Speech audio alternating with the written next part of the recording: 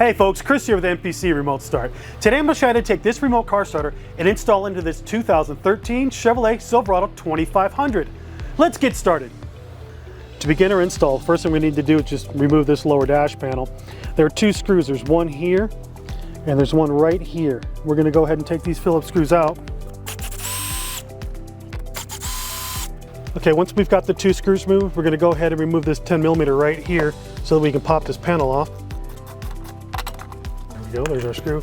That's going to allow us to pull this panel right off there. Go ahead and remove that clip. Panel comes right out.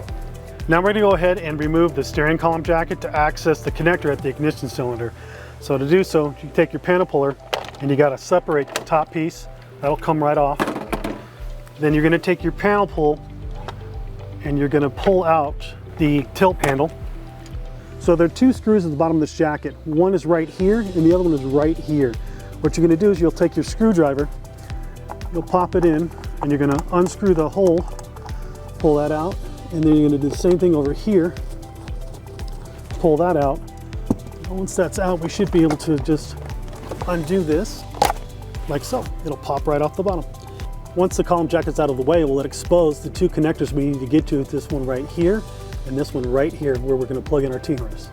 First thing, we're going to go ahead and remove this smaller connector right here for the transponder and unplug that. Give us a little bit better access to this end here. So we're going to use our panel tool, pull that out, and then that snaps that one right out there like so. Now we're going to go ahead and make our T-harness connections. We're going to plug our factory into the T-harness, then same thing with the small one.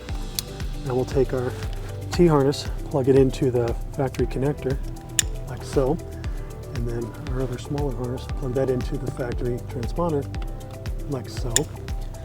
Now that we've made our T-harness connections, we're going to go ahead and route this cabling through the channel here so we can make our remote start connections. Okay, we're ready to program the module. To do so, we're going to press and hold down the program button. While holding down the program button, we're going to plug in the black 4-pin connector. The lights will start to alternate. Let go when you see a solid single blue light. There we go. Now once that's done, we're going to plug in the rest of our connectors. Here's our 20-pin, our red 6-pin, and our white 5-pin. Once those are connected, we're going to turn the key to the on position. Okay. Blue will turn off. We're waiting for it to come back on flashing. Now that the blue light's flashing, we press the program button one time. That's going to turn off and give us red and yellow flashing. And now we turn the key off. With the red and yellow flashing, that means that we're now ready to go to the decryptor. Before we unplug the module, we have to make sure that we unplug the black 4-pin last when disconnecting the connectors.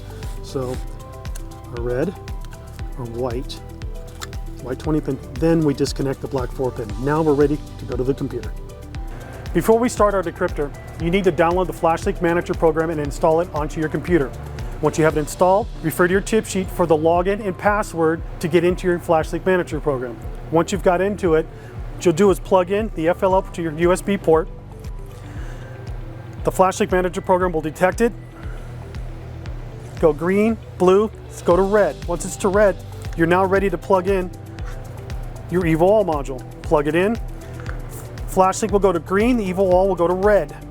It'll now pick up the information on the computer. So first thing is we notice it's set for GMC terrain. We're going to fix that by going to the menu here. And then from here we're going to change it to a Chevrolet 2013. Okay. It is a Silverado 2500. And this is a key to start, so standard key. We do not have to change any of the other programs below. Hit load settings.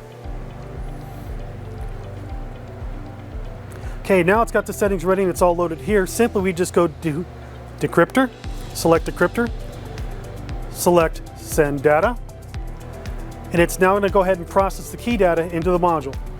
You'll see the zeros and ones. This process can take anywhere between 5 to 15 minutes depending upon your internet speed. The decryption is now completed. It's telling you to unplug your module, go back to the vehicle and complete your install. Okay, so the decryptor is complete. We're now going to reconnect the module to the vehicle. Connect the black 4-pin connector first, then you can connect the rest of the connectors. Okay, with those connected now, let's go ahead and try a test start. So to To do the start on this vehicle, it's lock, lock, lock.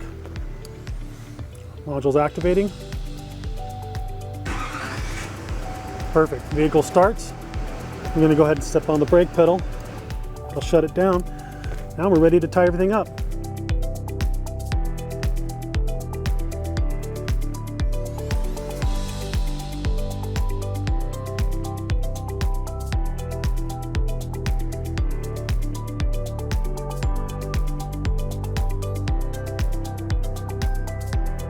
To start the vehicle, we're going to press lock, lock, lock.